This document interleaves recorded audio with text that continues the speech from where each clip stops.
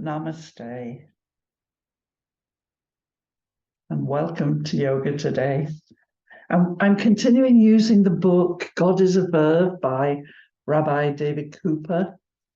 And this is the last week I'm going to use that particular book, but he talks about the path of moderation. And I found this just so incredibly helpful. He says, one of the keys of spiritual development is restraint. Mastery often involves being able to hold back. So I thought it's a really fascinating thing to recognize that skill, as you develop skills in any area of your life, a lot of it comes from it's a more and more and more refined process. So we put less power into it. One of my favorite singers is Ella Fitzgerald. And when she sings, she has a powerful voice, but she sings, it sounds effortless. And she sings softly with incredible control. So in learning to sing, she has developed that restraint.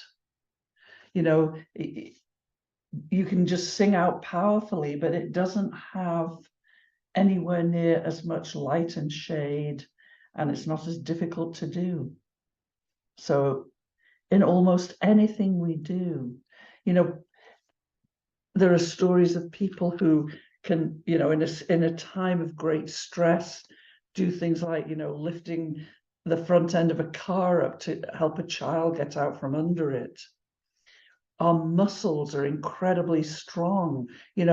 Our muscles are made out of the same material, whether you're a heavyweight boxer or a ballet dancer or neither, And so a lot of the skill that we develop is in toning that down and learning to work with moderation, to hold back. And he says also to focus without being distracted from your task is another way of mastering something. Just means, and you can imagine, you need to have a level. If you're just up and down all the time, you get easily distracted. So it's having that balance, that steadiness, having a clear priority amid temptation. So it's being able to recognize that even when life is offering you all kinds of options, can you remember what your goal was? Are you distracted by everything around you, or can you still focus on what it was that was really important to you? And he says, mastery can sometimes come because you're born with this incredible talent. But even with a great talent, there are many people who start off very talented. But he said there's something more needed. And he says, usually the people who eventually become successful also make sincere effort. So I thought that's something really to recognize the importance of. If there's something that you're good at, chances are you've got to be good at it because you made a sincere effort to improve and to get better. And moderation, he defines it as meeting simple needs without requiring anything in excess. You might think, oh, I like my sweater, I get another one, you get another one. And then it's kind of like, well, I like both these sweaters, maybe I'll get another sweater. It's that idea that can we be satisfied with simple needs? Or do we always have the feeling that we need something more? And he said this skill of learning moderation, of learning, to meet simple needs without requiring more is so important to us. And he says, some people think that living very austerely is the way to move forward. Francis of Assisi started living an austere life when he first started on the spiritual path, but he found it wasn't successful. He said that, he wasn't kind to his body. He didn't take care of himself. And so this moderation prevents us from getting stuck in one particular area of life and becoming good at it possibly, and then being obsessed with it, instead of learning to grow across the whole of our life, across all the areas of our lives, by learning to have this sincere effort. He says, you can live like a hermit, withdraw from the world, but ironically, that's very often ego-driven and a very self-indulgent way to live. He says there is no need to scorn the gifts of the world, because each one has a spark of the divine in it. He said moderation provides an opportunity to experience every part of creation in modest amounts. As we develop moderation, we learn to express these qualities. Fairness. We're unfair very often when we think we're not getting our share of what's going around. But when you're satisfied with simple needs being met, then you're not worried about things like that. So fairness, simplicity, humility, resoluteness, stick to your path, consideration, patience, among others. These are the kind of qualities that we develop as we become familiar with and learn to live on this path of moderation. And he says, it can be applied to everything that we do. The quality and the quantity of food that we eat, the choice of media that we take in. Can we experience all of creation, but just in modest amounts? Or do we feel like we never have enough? We can work with it in the amount of time that we give to different parts of our life. The time you give to your work, your family, your social life, sitting in front of the television. The amount that we spend on food and clothes and furniture and cars and, anything that we spend our money on. And he said, moderation should apply even to our spiritual lives, which is what people like Francis of Assisi said. Have a balance. Take the time to take care of your physical body. If you have a family, take time. Do what you need to do to take care of them.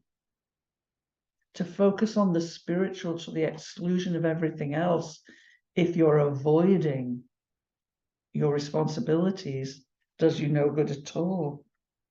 He says, excessive attachment to any part of your life produces unfavorable results. So here as we learn to practice moderation, we become, we get these qualities of fairness and simplicity and humility. He said, but if you're excessively attached to anything in your life, we get these unfavorable results, which are things like pride, arrogance, deceit, and other egotistical behaviors. So isn't that interesting that if we can't be content with what we have and become, we want to do more. We're not content with the job that we have. We want a better one. We're not content with the money that we earn. We want more. We're not content with our partner We're not content with our children. And he says that what happens when that happens to us is we become prideful and arrogant and deceitful, because we're lying to everybody, because we're not being honest with ourselves. So, I mean, who knew that being able to have this, to learn to develop restraint, would have such an impact on our lives? And he says, you know, if you don't develop moderation, you're trapped in your drives and desires. The more you have, the more you want. Never content, never in balance, never in harmony. And we know that, you know, even when wonderful things are happening in our lives, very often we're still not content. Why not? Because we're not present in the now. We're not enjoying the moment. We're hoping for more. I'm not going to enjoy this. I'm going to enjoy it when I have more of this. Well, if you're not enjoying this, you won't enjoy it when you have more of it. It's just the mind's tricks with us. And he says, you know, you won't have balance, you won't have harmony. And to a certain extent, there are natural boundaries that keep us in check. You know, your stomach only has so much room, your credit card only has so much credit, you know, there's only 24 hours in a day, there's only so much we can work. So there's a certain amount of help just from nature. You know, our bodies need rest, so we will eventually fall asleep. But these things help us. And he says, you know, you can survive by allowing, you know, it's almost like by allowing nature to bat you back into shape a little bit. But he says, you're not thriving. You're not living a life of peace and well-being. And if you want that, if you want peace of mind, and I can remember a time when I didn't think peace of mind was that important, but that's because I didn't have it. So it didn't seem like anything worth bothering with. You know, there were other things more exciting than peace of mind. But when you realize that you can move through your life with a level of profound peace that permeates everything you do, then it is worth looking for and working for. And he says, you know, if you want that peace of mind, learn to hold back from the flood of abundance, lest we get swept away. And I think that's beautifully put. So if you want to have peace of mind, learn to hold back from the flood of abundance, lest we get swept away. And he said, you know, you don't have to avoid the wonderful, sweet things of life. What we need to learn is to be content, consuming less. And one of the ways that we can do it is by truly appreciating what we do have.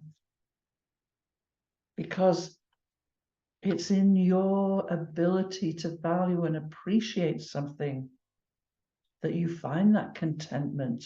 You have no need to move on to something new. You can be content with your 2 sweaters. You only wear them one at a time.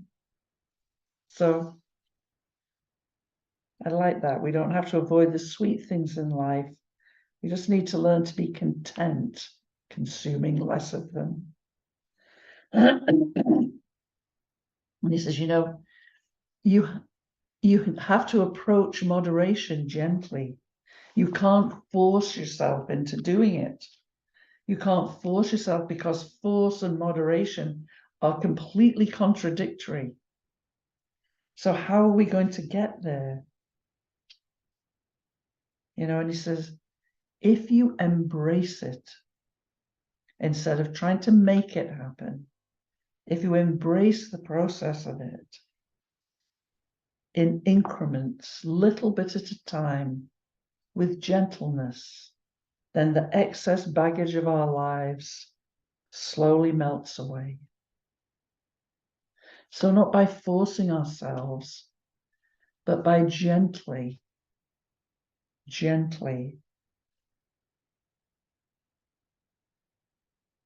We try so hard sometimes. Don't try, as Yoda would say, don't try, do, with gentleness. And so he recommended a couple of practices that I thought we would do today. And the first one is to look at your life and say to yourself, when I look at the things in my life, and he gave some examples: work, food, television time, time with your family, time spent working on your inner life, doing spiritual practices, listening to music, reading inspiring books. What do you do with your time? Is there anything else that you want to add to this list? And we're going to take a few minutes and just ask ourselves the question, do I have too much of this in my life? Do I have too little of it? Or just the right amount? Like Goldilocks and the Three Bears. If you think of work, too much, too little, just right. Your time with family and friends, too much, too little, just right. So let's take the next few minutes and have a look and see what's happening in there. We rarely really look at our day-to-day life and imagine what it could be. We don't really look at it as it truly is. So honestly, too much, too little, or just right?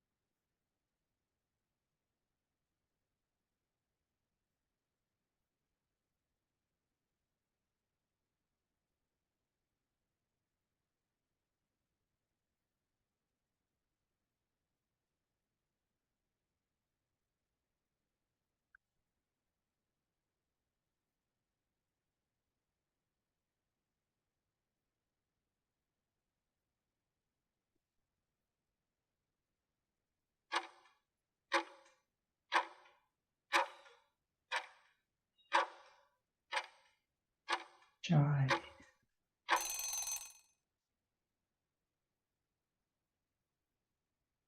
And so having done that contemplation, is there anything that you would like to reduce by 25%? If you watch 4 hours of TV a day, would 3 be good? Could you do that? Nowadays people spend 4 hours a day on their phone, or 6 hours a day on their phone, 2 hours a day on your phone. Is there something there that you would like to do less of? So try it. Try it for a day. See how you do. Gently. Remember, we want to be gentle. So gently, kindly, just for today, shall I do just one less hour or one less half an hour here? And try again tomorrow and the day after, until it becomes time that's freed up in your life. And then think, what are the things that I have too little of in my life? You know, could I take a half an hour that I normally sit and watch television and go for a walk instead? Or, you know, do things on my phone less and do some postures? That idea that something may be wonderful to do, but can we do it in moderation? Can we have that restraint to realize that little changes seem, it's almost like insignificant, but they're monumental when you stick to them. So what would you like to change? And just take a moment and make a commitment to yourself. This I'm going to do. I'm going to reduce this activity by 25%.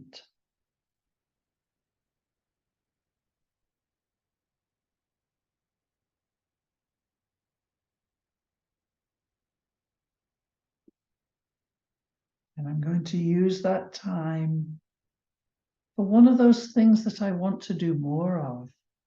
I feel like I'm doing too little of at the moment.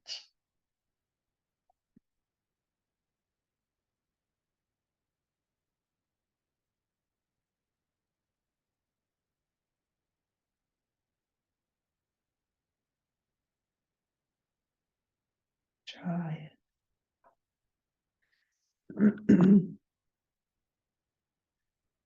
So really you're rewarding yourself by cutting back on that lack of moderation, by doing things that are really important to you, that you truly want in your life. And yet our desires not being satisfied, of always wanting more, are holding us back. So we're leading a life that's just desire driven instead of a life that's driven by choice. I choose this. I choose to spend more time with my family and less time at work. I choose to spend more time doing postures and less on my phone. You know, whatever it is that works for you.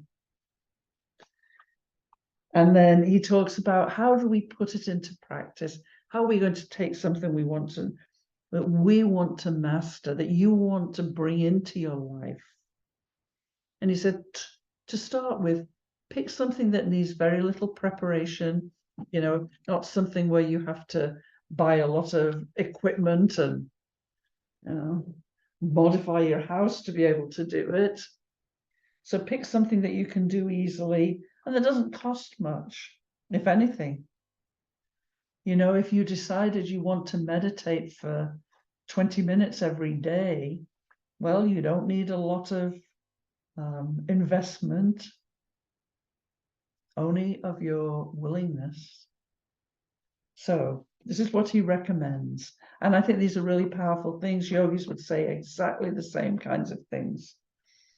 Choose the time of day. And he said, if you want to make something a part of your life, he recommends 30 minutes, but you do whatever's right for you. Choose a time of day and make the decision that you're going to spend 30 minutes at this time of day to develop your practice of whatever it is. Be totally dedicated without interruption. So just for that 30 minutes, nothing else.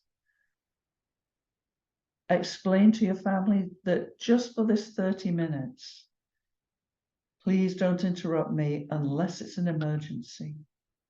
a real emergency. You know, most people never set these kind of boundaries, as if somehow what's really important to them doesn't deserve that kind of space in their lives. So, totally dedicated, without interruption. And he recommends 5 days a week. You know, that way, if you have a bad day, you can pick yourself up and go again. And make this time sacred. Put away your phone. Give yourself permission. How strange that we need that from ourselves. All so often, other people's needs are more important than our own. I mean, it's interesting that if people have a job, very often, even though they complain bitterly, they put the needs of the job, their requests from their boss and colleagues ahead of their own well-being. So give yourself permission to take 30 minutes a day just for you, just for your soul and its aspirations. Give yourself permission and stick with it. Do it, 5 days a week. You can do it more, but try not to do it less. 5 days a week. And you're not forcing yourself to do this. This is a gentle self-discipline. And when I say self-discipline, in its true sense, the choice to be whole, the choice to put the whole of your being in the same area, focused on the same thing, not fragmented. So a gentle choice is the key. This is your choice. No one is making you do this. Your choice. And very often we resent people telling us what to do. And so the idea that actually no one's telling you to do anything, this is your choice, with a gentleness and a kindness to it. And in this way, he says, you will develop mastery one step at a time. He says, you're surrounded by 1,000 new opportunities to connect with God. And this is a way of taking one of those opportunities. Whatever you choose to do is a pathway to God. So he says, make your choice. Set your priorities. Slow down. Reflect. Simplify. And pay attention. So just let's take these last few minutes and think how you might, or how you will, bring something new into your life by choosing to do it and setting yourself up for success and not failure.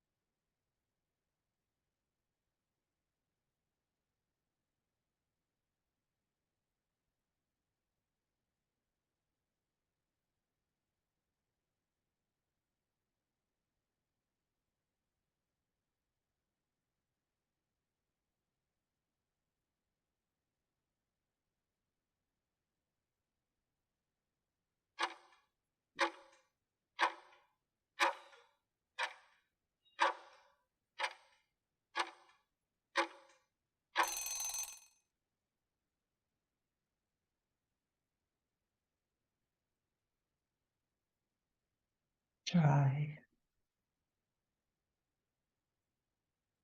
Well, may you have a wonderful time with these practices and experience the wonderful gift of restraint, the transformation that can happen when we become content with a little. Namaste.